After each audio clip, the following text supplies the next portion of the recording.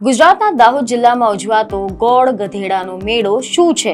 શું ખરેખર આ મેળો એક સમયનો સ્વયંવર હતો કે જ્યાંથી લગ્ન નક્કી થતા હતા? યુવતીઓ સોટીથી શા માટે માર મારે છે? શું આ માત્ર રમત છે કે પછી કોઈ પ્રતીક? ગોળની પોટલીમાં આ મેળામાં શું ખાસ અર્થ અને મહત્વ ધરાવે છે? અને આધુનિક સમયમાં આ પરંપરામાં શું ફેરફારો આવ્યા છે અને કેમ? તો ચાલો આ સમગ્ર મામલે આજે આપણે ડિટેલથી જાણકારી મેળવીશું. નમસ્કાર દર્શક મિત્રો, @ગુજરાતમાં આપણું સ્વાગત છે. ગુજરાતમાં આવેલો દાહોદ જિલ્લો જે માત્ર એક ભૌગોલિક વિસ્તાર નથી, પરંતુ આદિવાસી સંસ્કૃતિનો જીવંત ભંડાર છે કે જ્યાં પરંપરા માત્ર કથાઓથી નહીં પરંતુ રોજિંદા જીવનમાં ધબકે છે, કે જ્યાં લોકો માટે પ્રથાઓ માત્ર અનુસરવાની રીત નથી પરંતુ જીવન જીવવાની પદ્ધતિ છે, અને જ્યાં દરેક તહેવાર, દરેક મેળો અને દરેક સામૂહિક કાર્યક્રમ સમાજની રચના, મૂલ્યો અને માન્યતાઓને પ્રતિબિંબિત કરે છે. દાહોદની ધરતી જંગલોથી ઘેરાયેલી, આદિવાસી સંસ્કૃતિથી સરોબર અને પરંપરાની સુગંધથી મહેકતી આ ધરતી પર દર વર્ષે એક એવો અનોખો મેળો ભરાય છે કે જે માત્ર મેળો નથી હોતો પરંતુ એક જીવંત ઇતિહાસ છે, એક અનોખી પરંપરા છે અને એક એવી કહાની છે કે જેને સાંભળતા જ મનમાં ઉત્સુકતા જાગી જાય, જેનું નામ તેના વિષયની જેમ જ અનોખું અને વિચિત્ર લાગે: ગોળ ગધેડાનો મેળો. જી હા, આ નામ સાંભળતા જ એક સાથે હાસ્ય, આશ્ચર્ય અને જિજ્ઞાસા આ ત્રણેય ભાવ ઊભા થાય છે. પરંતુ જ્યારે આપણે આ મેળાની અંદર છુપાયેલો અર્થ, તેની પરંપરા, તેની સામાજિક રચના અને તેના ઇતિહાસને સમજવાનો પ્રયત્ન કરીએ છીએ, ત્યારે સમજાય છે કે આ માત્ર એક રમૂજી અથવા તો લોક મેળો નથી, પરંતુ આ એક ગંભીર સામાજિક પ્રથા છે કે જેનો સંબંધ આદિવાસી સમાજના જીવન મૂલ્યો, લિંગ સંતુલન, સામાજિક સ્વીકાર્ય અને સામૂહિક વ્યવસ્થાની છે. ભલે ને આ મેળાનું નામ સાંભળતા જ મનમાં પ્રશ્ન ઉદ્ભવે કે ગોળ ગધેડાનો સંબંધ શું? કેમ યુવકો ગધેડા બની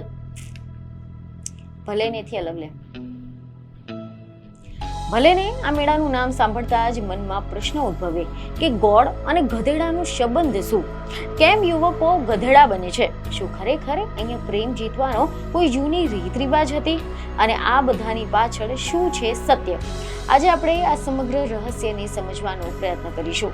તો મીડિયા અહેવાલ અનુસાર એવી માહિતી સામે આવી રહી છે કે આ મેળો ખાસ કરીને હોળીના તહેવારની સાથે જોડાયેલો છે. હોળી જે સ્વયંમાં જ એક પ્રતીક છે, જૂનાનું દહન અને નવાનું સ્વાગત, સામાજિક બંધનોને થોડા સમય માટે શિથિલ બનાવતી અને લોકોની વચ્ચે સમાનતાનો ભાવ ઉભો કરતી આ પરંપરા.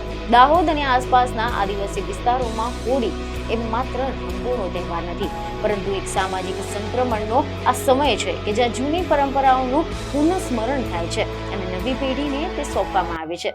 અને ગોળ ગધેડાનો આ મેળો પણ આ જ સંક્રમણનો એક અગત્યનો ભાગ બની ગયો છે. આ મેળામાં થતી દરેક ક્રિયા, દરેક પ્રતીક અને દરેક વિધિ પાછળ એક ઊંડો અર્થ છુપાયેલો છે. મેળાના કેન્દ્રમાં ઉભા રહેલા સીમડાનો ઊંચો થાંભલો એ માત્ર એક ભૌગોલિક રચના નથી, પરંતુ તે એક પ્રતીક છે ઊંચાઈનો, પડકારનો અને જીવનમાં મળતા અવરોધોનો.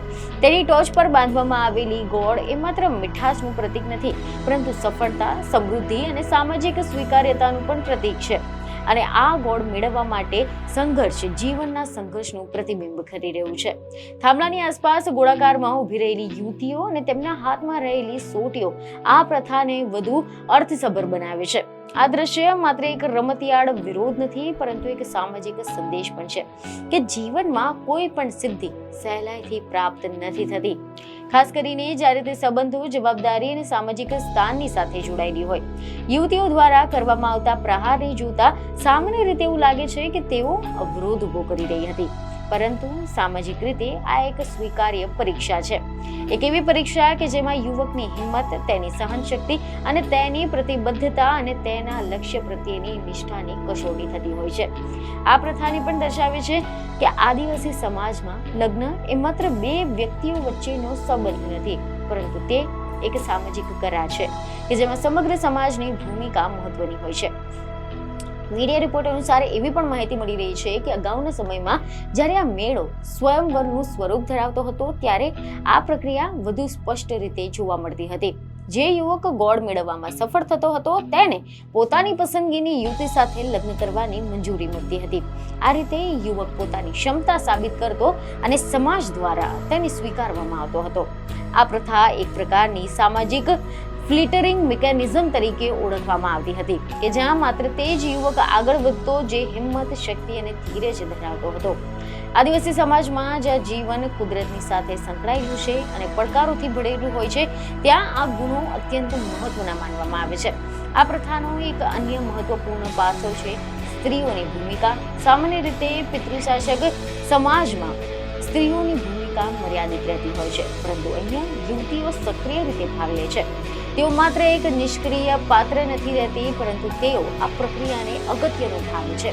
તેઓ જ તે પરીક્ષા લે છે જેના આધારે યુવકની પસંદગી થાય છે. અને આ રીતે આ પ્રથા એક પ્રકારની સંતુલિત શક્તિનું પ્રતિનિધિત્વ કરે છે કે જ્યાં પુરુષ અને સ્ત્રી બંનેની ભૂમિકા સમાન રીતે મહત્વપૂર્ણ છે. સમયની સાથે સાથે આ પ્રથામાં પણ પરિવર્તન આવ્યું છે. આધુનિક શિક્ષણ, કાનૂની વ્યવસ્થા અને સામાજિક જાગૃતિના કારણે હવે આ લગ્નની પદ્ધતિઓમાં પણ ફેરફાર જોવા મળ્યો છે.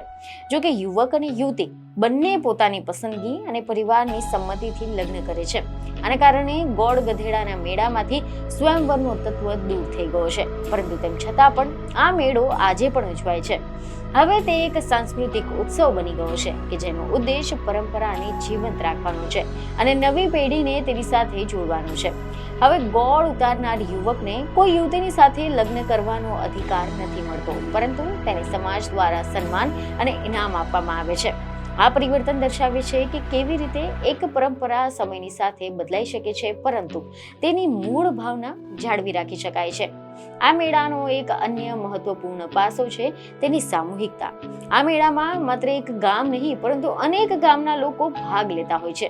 લોકો પોતાના પરંપરાગત વસ્ત્રોમાં સજ્જ થઈને આવે છે, ઢોલના તાલે નૃત્ય કરે છે, લોકગીતો ગાય છે અને એકબીજાની સાથે જોડાય છે. આ રીતે આ મેળો માત્ર એક પ્રથા નથી, પરંતુ એક સામાજિક એકતા અને ઓળખનો પણ ઉત્સવ છે. આદિવાસી સમાજ માટે આ મેળો તેમની ઓળખનો એક મહત્વપૂર્ણ ભાગ છે. તે તેમને તેમના મૂળની સાથે જોડે છે અને તેમની સંસ્કૃતિને જીવંત રાખે છે. આ મેળો આપણને એ પણ સમજાવે છે કે પરંપરાઓને માત્ર અંધપણે અનુસરવાની જરૂર નથી, પરંતુ તેને સમજવાની અને સમયની સાથે અનુસરવાની અને બદલાવની પણ જરૂર છે. ગોળ ગધેડાનો મેળો એનું જીવંત ઉદાહરણ છે કે જ્યાં એક જૂની પ્રથા આધુનિક સમયમાં નવી વ્યાખ્યાની સાથે જીવંત છે. આ મેળો એક રીતે જીવનનો પાઠ પણ આપે છે કે ગોળ મેળવવા માટેનો સંઘર્ષ આપણને એ શીખવે છે કે સફળતા માટે હિંમત અને ધીરજ જરૂરી છે.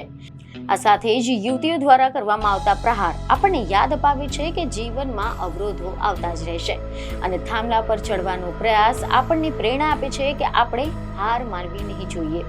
આ રીતે ગોળ ગધેડાનો મેળો એ માત્ર એક સાંસ્કૃતિક ઘટના નથી, પરંતુ એક પ્રતીક છે જીવનના સંઘર્ષ, સામાજિક મૂલ્યો અને માનવીય સંબંધોની ઊંડાણભરી સમજણનો. દાહોદની આ ધરતી પર ઉજવાતો આ મેળો આજે પણ એટલો જ પ્રાસંગિક છે કે જેટલો તે વર્ષો પહેલા હતો, કારણ કે તે આપણને આપણા મૂળની સાથે જોડે છે, આપણને સમજાવે છે કે પરંપરા અને આધુનિકતા વચ્ચેનું સંતુલન કેવી રીતે જાળવવું. અને કદાચ આ જ કારણ છે કે ગોળ ગધેડાનો મેળો માત્ર દાહોદનો મેળો નથી, પરંતુ સમગ્ર સમાજ માટે એક પ્રેરણા છે, એક પાઠ છે અને એવી કહાની છે કે જે સમયની સાથે બદલાતી હોવા છતાં પણ ક્યારેય પણ જૂની થતી નથી. તો આશા છે કે આ માહિતી તમને મહત્વની લાગી હશે, જેથી અમારા વિડીયોને લાઈક અને શેર જરૂરથી કરજો. બીજને ખબર સાથે ફરી મળીશું. ધન્યવાદ.